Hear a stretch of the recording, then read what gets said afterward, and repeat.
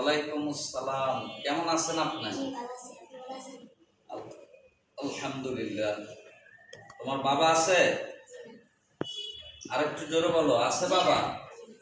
তুমি এতিম? তুমি কি ভর্তি হয়েছো আমার মাদ্রাসায়? টাকা দেছো নাকি? কত?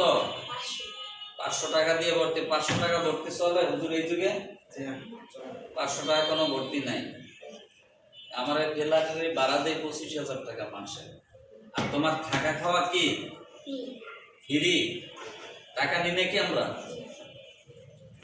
আল্লাহ যেন তোমারে কবুল করে, আল্লাহ যেন দিনের পথে তোমারে কবুল করে হক্কানি হাফেজ আলেম বানায়। ভালো করে পড়াশোনা করবা, কেমন? মনোযোগ দিয়ে পড়বা। তুমি তো নতুন ভর্তি হয়েছো, তাই না? আচ্ছা বলো তো, তোমরা কয় ভাই বোন? 2 ভাই 1 বোন। আচ্ছা ঠিক আছে।